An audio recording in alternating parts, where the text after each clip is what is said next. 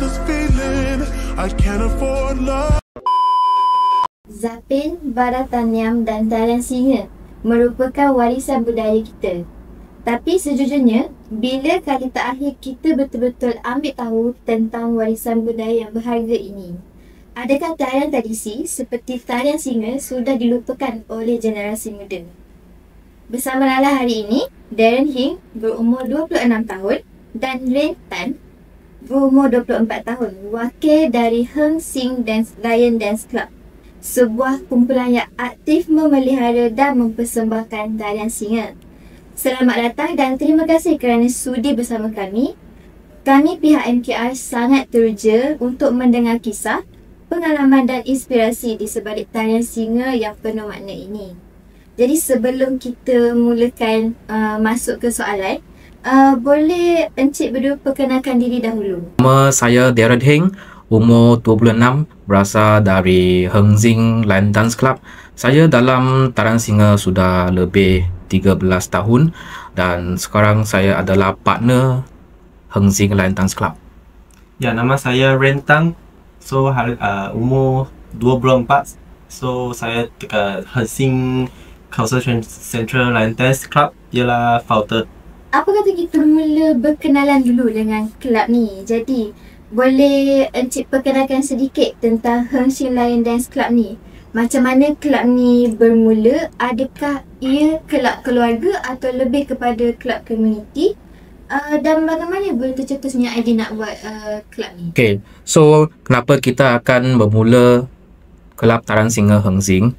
Kita ada latar belakang tarian singa telah 10 lebih tahun lebih. So ada satu kali founder kita pun ada cerita dengan kita. Okay, dia ada fikiran dia nak buka satu Heng Sing Lion Dance Club. Dia nak handle sendiri, dia nak manage sendiri. So kita pun cakap okay, boleh, kita pun sokong lah. So kita pun terus bermula buka Heng Sing Tarian Singa Club ni. Kita pun pergi cari sponsor, beli gentang, beli alat-alat muzik, beli tarian singa. Kita beli banyak-banyak banner lagi. Kita cari tempat yang boleh letak barang, office macam tu lah. Untuk Lala sendirilah, Lala pun tertanya-tanya sebenarnya, apa maksud Heng Sing tu sebenarnya, dan kelab ni dah berapa lama ditubuhkan sebenarnya? Kelab ini kita buka lebih setahun macam tu lah. Start from last year July. Last year July. Jadi maksud Heng Sing tu apa sebenarnya? Okay, perkataan Heng dan Sing ni, okay, dia dalam bahasa Cina adalah maksud ketabahan dan juga kesungguhan. Nama ini juga membawa makna yang penting dalam tarian singa. So kita perlu mempunyai semangat dan ketabahan yang kuat untuk training dan juga supaya boleh dapatkan persembahan yang profesional. Jadi kita dah tahu sedikit lah tentang kelab ni. Apa kata sekarang bila Encik pula ceritakan sedikit latar belakang Encik berdua. Pernahkah Encik menjadi penari tarian singa, dan kalau ya, bila mula-mula start, adakah daripada generasi ke generasi? Kalau untuk saya sebenarnya umur 7 dah suka tarian singa. Sebab dulu nampak CD kan, kita ada CD yang record pertandingan kan. So bila saya tengok tarian singa ni, saya memang suka dari umur 7. So sampai umur 13 saya masuk sekolah menengah. So saya dapati sekolah ini ada kelab tarian singa. So saya pun pergi tanya, boleh tak saya join tarian singa? So dia orang cakap okay, boleh masuk. So saya pun sejak dari umur 13 saya pun belajar hari-hari, training, sampai saya yang bermula saya belajar alat muzik dulu, itu simbal. So habis simbal sampai gentang, lepas tu sampai penari tarian singa. Lebih kurang saya tahun ketiga baru saya ada peluang boleh jadi penari tarian singa. Susah tak mula-mula belajar tarian singa? Agak susah sebab itu adalah satu bidang baru yang you akan belajar. Dia tak macam kita sekolah kan, bukan baca buku. Dia bukan hanya fizikal, dia ada aktiviti lagi kan. You kena training stamina. nak training you punya fokus. Sebab kalau talent singer tak fokus, you tak akan Senang jatuh. you tak akan memberi persembahan yang bagus.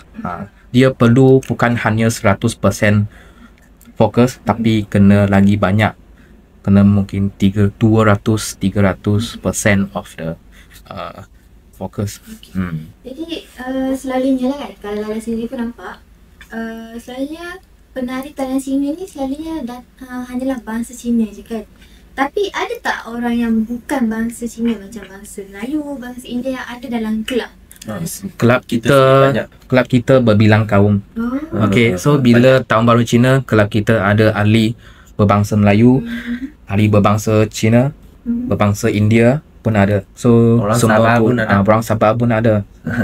Dulu kita pernah ada satu member, dia dari Sri Lanka.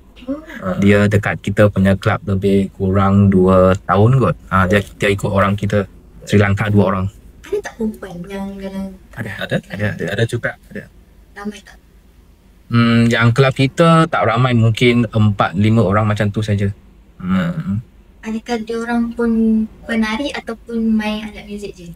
Kebanyakan dia orang main alat muzik. Tapi dulu ada 2 perempuan kecil lah.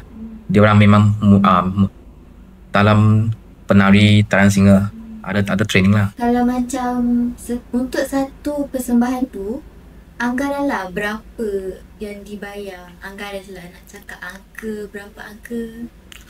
Anggaran dalam satu persembahan yang biasa, kita cakap perasmian pembukaan kedai kan, grand opening lebih kurang dekat 1,300 macam tu lah. Selalu nampak yang talent singer ni ada ramai kan orang, ada ramai dia punya pemain muzik, penari kan. So agak-agaknya berapa ramai yang selalunya terlibat dalam, termasuk yang main muzik? Dalam satu persembahan, kalau untuk yang biasa, kita perlu 4 orang untuk penari talent singer. Alat muzik lebih kurang perlu 4-5 orang. Dengan satu, kalau the God of Prosperity, lagi satu kena ada leader. Sebab kalau tak ada leader, penari talent singer tak tahu nak pergi mana dan bila-bila nak buat apa tak tahu. So lebih kurang kita perlu 10 orang dalam satu persembahan. Untuk alat muzik ni pula, alat muzik apa je yang digunakan untuk layan dance? Untuk alat muzik kita sekarang yang biasa pakai adalah gendang, cymbal dengan gong. Ini yang biasa. Kalau pertandingan, kita mungkin akan pakai itu band punya itu cymbal untuk buat lagi satu muzik yang special. Jadi macam, okay, ni kepala sini yang dekat tepi saya sekarang ni besar kan? Adakah dia ada pelbagai jenis saiz untuk budak ke, untuk ikut saiz yang tertentu? Dia ada, actually kalau untuk talent singer dia ada 3 saiz. Saiz kita ada 3 nombor. Ini saiz kedua. Kalau ada saiz ketiga, ke-1 macam tu. 3号只是最小。现在到5号了，其实。kita ada sampai taman sekarang sudah pakai nombor 5. So 5, 4, 3, 2, 1. Ini saiz kedua. Ya, betul. Okay. Jadi macam yang kita tahu kan, kalau dulu-dulu kita akan nampak lion dance ni hanya ada dekat Chinese New Year je kan. Tapi adakah sekarang ni ada majlis tertentu juga pihak kelab dipanggil buat persembahan? Ada juga.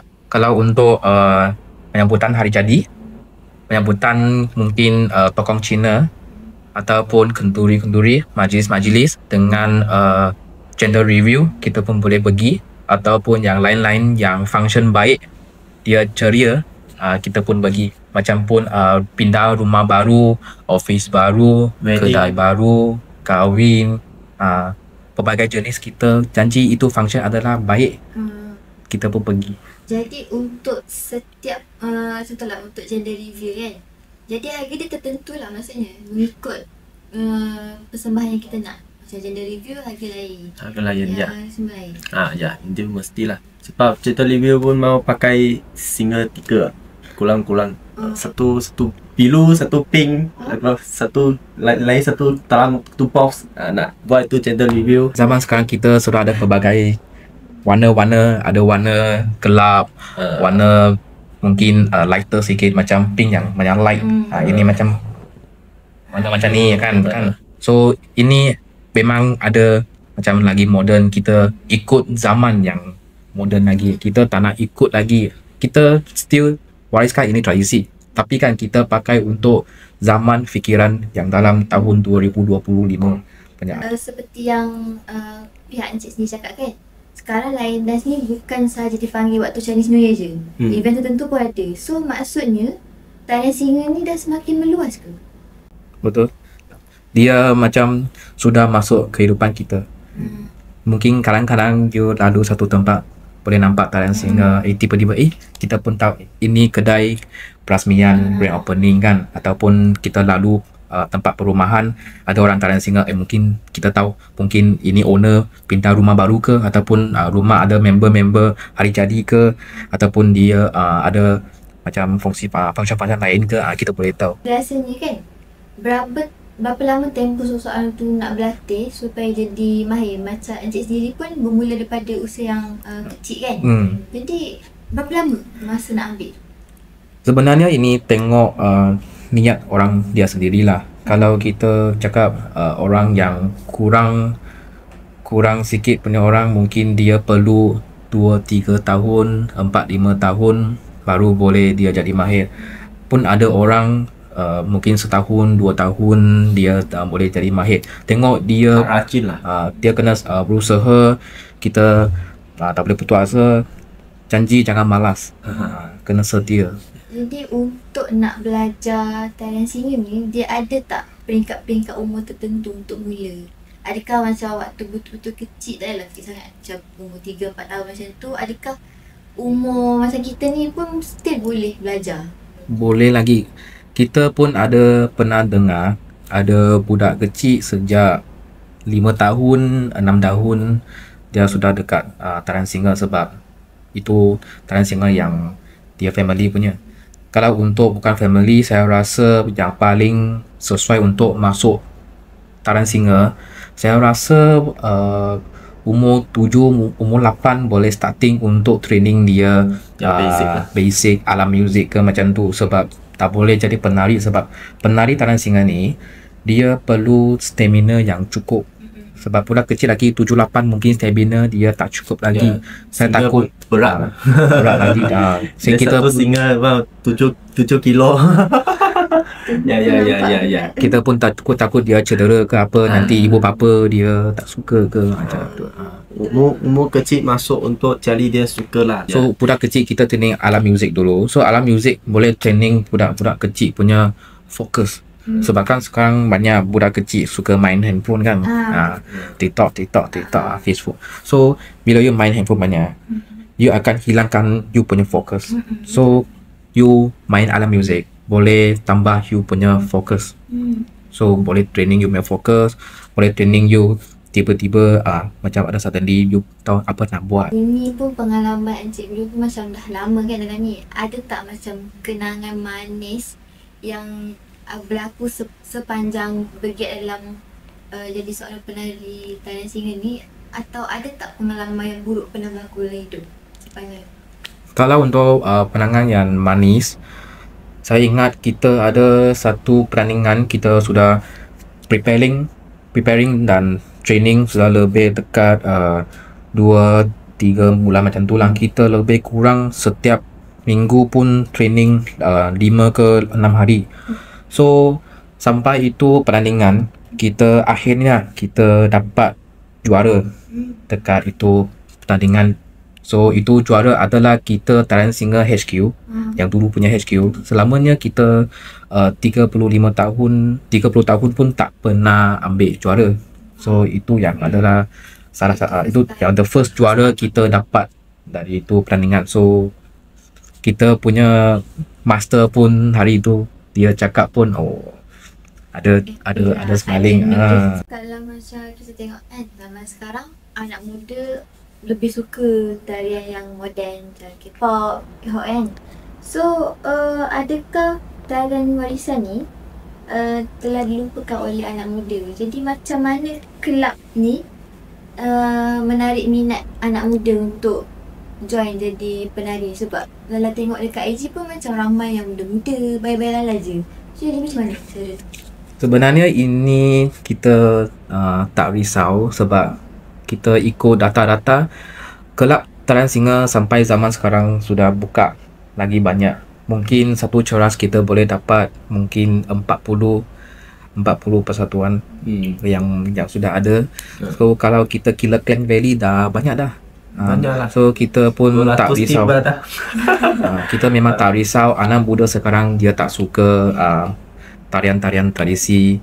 So saya pun sokong kalau anak-anak muda sekarang you boleh pergi join tarian-tarian moden pun boleh. You nak join tarian singa moden pun boleh. So cara kita menarikkan dia orang datang kelab tarian singa sebab tarian singa adalah satu aktiviti sukan yang agak susah untuk nak belajar. So bila you bagi orang tahu saya orang ahli tarian singa dan saya sudah mahir, orang akan rasa ini orang bagus dan you akan rasa sendiri saya rasa bangga sebab saya sudah mahir dalam bidang bidang tarian singa. Dia rasa bangga. So you nak bagi dia rasa bangga tapi you kena training dia lagi kuat. Jadi adalah anak muda yang pergi approach sendiri kelas kelab ni untuk tanya boleh ke nak join ni. Dia betul macam kita lah. Macam kita lah. Ya. Kalau macam tu, disebabkan macam ramai lagi anak muda yang nak tahu, nak belajar, patut tak kelab ni buat kelas? Kita dulu pernah buat kelas dalam sekolah menengah kita lah, sekolah menengah kebangsaan St. Gabriel. Dulu kita buat kelas tapi itu kelas fizikal sahaja. Itu kelas fizikal kita terutamanya untuk training alat-alat muzik. Kita tulis macam tempo dia macam mana. Tapi fizikal kelas ni saya rasa ada sedikit tak berapa penting. Yang pentingnya kita kena masuk, kita main sekali sambil belajar, kita main baru dia boleh ingat. Macam kita tengah berbual, kalau you cakap saya tak tulis, saya tak buat memo, memang saya akan lupa macam hari tu. So kelas fizikal boleh buat tapi dia bukan yang sangat penting. Anak muda ni masih ramai tertarik dengan tarian singa kan. Jadi mesti ada juga cabaran yang di sebalik tu untuk nak mengajak anak muda ni menarilah tarian singa ni. Jadi macam mana? Apa cabaran utama yang kelab ni hadapi sendiri sebenarnya? Cabaran utamanya adalah tempat training kita ada sedikit susah nak cari sebab kan kita pun takut selepas pukul 10 kita akan ganggu penduduk yang di sisi, takut orang tak boleh tidur. Pun pernah kita ada komplain cakap tak boleh macam tu, gangguan apa-apa. Polis pun mari. Betul. Polis mari datang bising sangat macam. So orang suka tengok tarian singa tapi orang kita training tak suka. Orang kita training bising. Cabaran kedua adalah dulu orang zaman punya orang tua, dia ada satu stereotype dengan tarian singa adalah yang ahli-ahli tarian singa adalah orang jahat. Orang samsing macam tu. Itu zaman orang tua punya zaman orang lah. Dulu punya orang.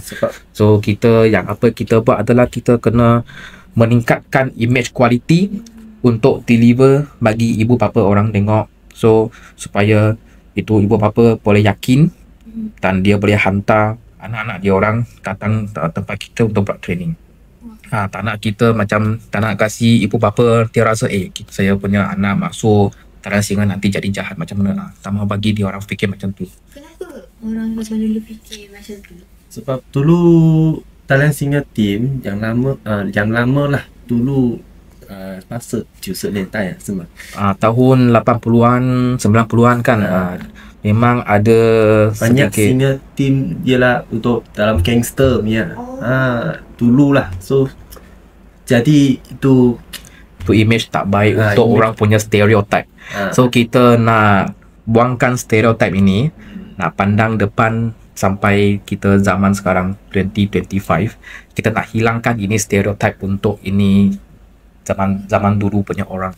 Kita nak buangkan stereotype ini sebab sekarang pun tarian singa pun jadi salah satu sukan aktiviti dalam Malaysia kan. Tengok kita ada pertandingan tahun-tahun tiap-tiap tahun kan, genting international kan, ataupun pertandingan genting nasional pun ada. So banyak orang sudah tahu Malaysia adalah satu negara yang paling banyak taran singa.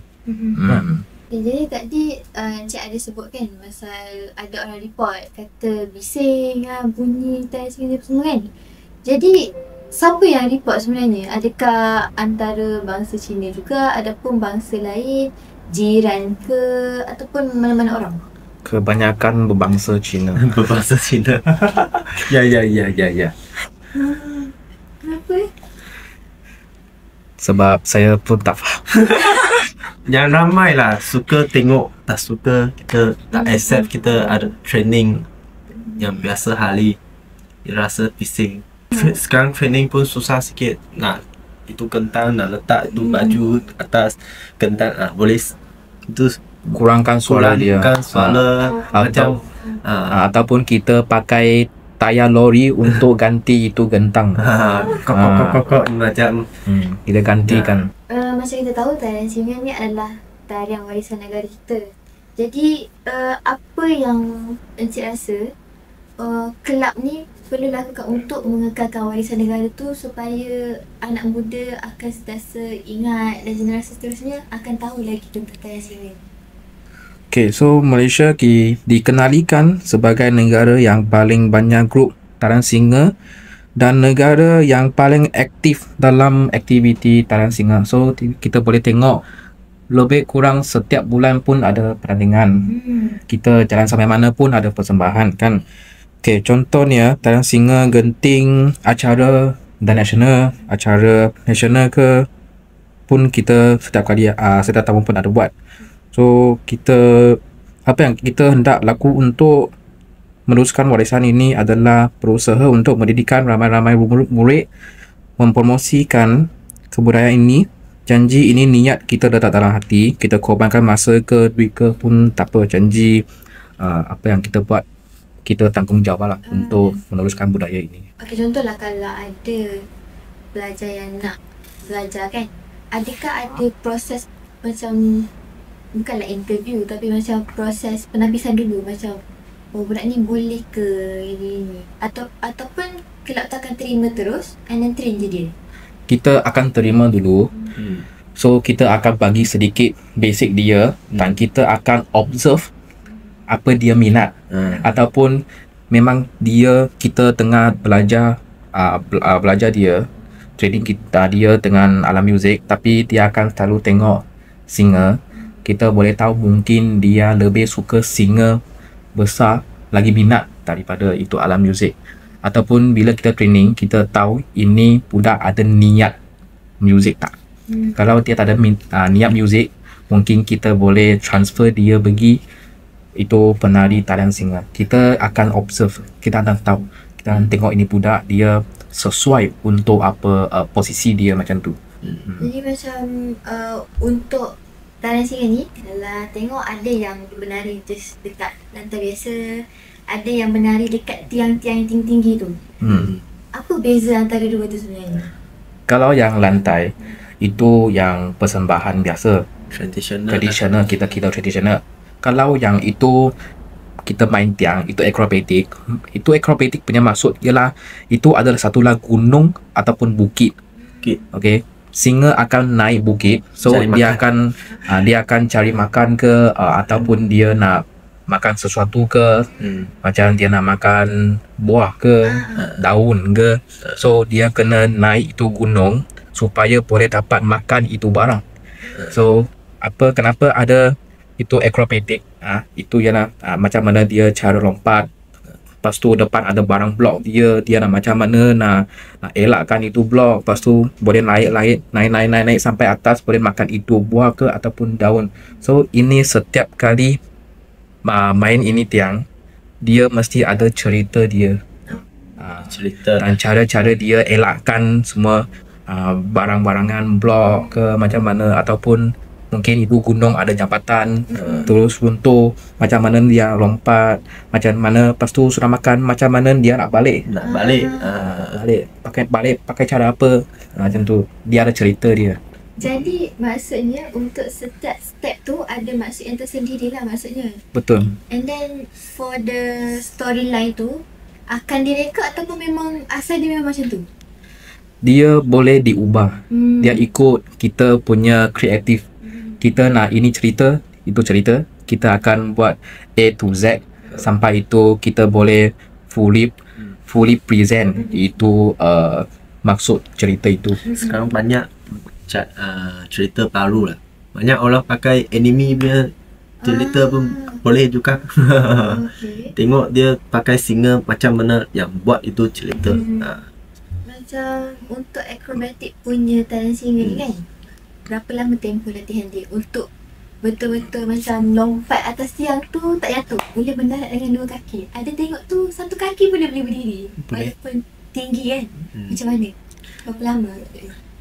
Kalau untuk akrobatik ni, dia memang tengok stamina itu orang Train kuat-kuat. dia takut tinggi ke tak. Kalau takut tinggi nak pakai masa lama. Nak berani lah. Janji nak berani. Dua-dua kepala sama ekor mesti mau percaya. Jadi kalau macam untuk bahagian singa ni kan selalunya ada 2 orang kan, satu kepala satu ekor. Jadi macam mana susunan dia tu? Yang belakang tu kena berisi sikit ke macam mana? Yang dulu mestilah ekor yang kuat sikit, kepala yang kulus. So boleh pegang dia mah, senang mah. Tapi sekarang new generation tak sama sudah. Mungkin kepala yang berat tu. Kita buat Mia itu jangan nantu. Kita buat itu macam macam difficult punya barang kan. Itu pattern yang difficult, ada macam ni kan, ada boleh naik kita. Sekarang banyak yang baru punya difficult. Tiang-tiang tu paling tinggi berapa tinggi dia? 2.5 meter. 2.5 meter. 2.5 meter. Jangan jelas tiang. So the full set itu akrobatik panjangnya lah 13 meter. Yang paling jauh itu jarak. Itu jarak ialah 1.8 meter. Dua-dua mau pergilah. Nak berani lah. Kalau tak berani jatuh lah. Kalau kepala dengan ekor tak habis macam dia ada dua-dua ada macam kepercaya dengan both lah themselves. Kepala pergi tapi ekor tak pergi, dia akan cedera. Kalau you kena tiang, you cedera kena tiang, mungkin gigi akan hilang. Hidung kaki patah. Tahun baru Cina tahun ni masuk hospital. Akan berdarah. Tulang patah. Berdarah, hidung mungkin Kira kecederaan yang paling teruk lah kan? ada lagi yang teruk. Ada lagi yang teruk. Ada yang teruk lagi. Ada yang kena kepala. Dia sini sampai sini kan dia jahit. Sebab itu besi mah tu barang. Ini bukan plastik. So ini adalah banyak ibu bapa, parent yang risau lah. Kita dia sendiri punya anak kalau dia pergi menari Kena sakit. masuk tiang ke naik tiang, dia cakap macam nanti saya anak cedera. Tapi yang paling suka punya putak, dia ibu bapa tak bagi dia pun nak pergi juga. Sebab suka mah. Dia ikut niat dia niat sendiri. Berapa lama dia punya show untuk akrobatik ni? Around dalam 10 minit. 7 sampai 10 lah. Jadi macam untuk dari segi training kan, biasanya encik berdua sendiri ke yang train ataupun ada jurulatih yang lain akan ajar? Kita sendiri ajar lah. Sebab kita semua dulu dalam HQ ada course, ada kita bermaster, sifu ajar. So kita dapat punya barang pun sekarang ajar balik. Dan budak-budak lah. Ajar. Ya.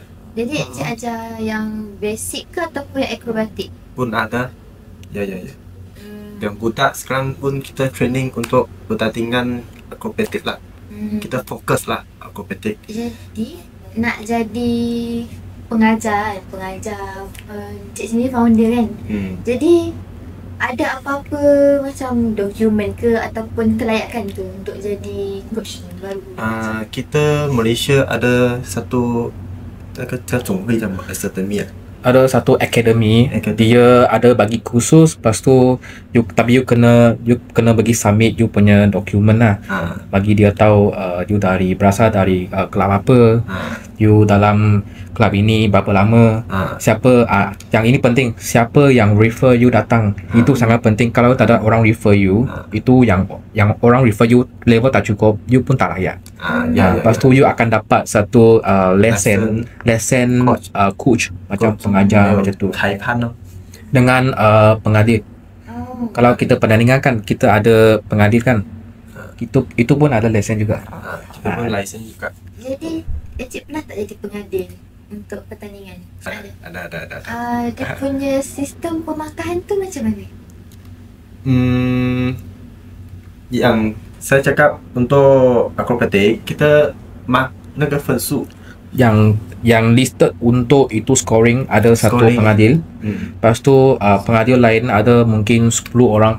10 orang ya. Yang pengadil management macam kira masa, kira itu yang barang-barang lain difficult. Lepas tu kira yang barang lain pun lebih kurang ada 10 orang. So satu pertandingan mungkin sampai kena ada 20 orang pengadil. Ya. Macam tuan berdua kan dah lama dalam ni. Jadi apa pesanan tuan berdua untuk anak muda yang berminat untuk cuba tarian warisan negara kita ni? So nasihat saya adalah sila kekalkan niat asal anda. Okay, jangan senang putus asa.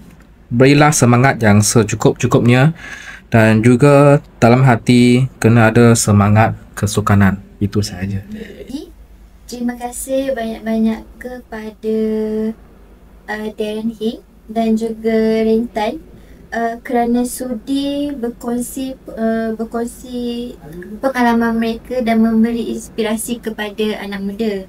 Dari apa yang kita dengar, tarian singa ni bukan sekadar persembahan yang penuh tenaga, tapi satu warisan negara yang membawa makna yang mendalam. Melalui setiap rentak gendang dan setiap gerakan singa, kita dapat rasa semangat kerjasama yang menghidupkan tradisi sampai sekarang. Ia menjadi bukti bahawa warisan budaya akan tetap kuat selagi adanya generasi muda yang sudi meneruskan legasi ini. Sekali lagi, terima kasih kepada pihak Hang Sing Lion Dance Club kerana sudi bersama MKR dan berkongsi pengalaman bahagia bersama kami hari ini. Jadi, ini sahaja daripada Lala dan tim NKR. Jumpa lagi di lain hari dan lain topik. Jangan lupa like, komen dan share. Hanya di My Campus Radio. Jom berubah bersama. Bye.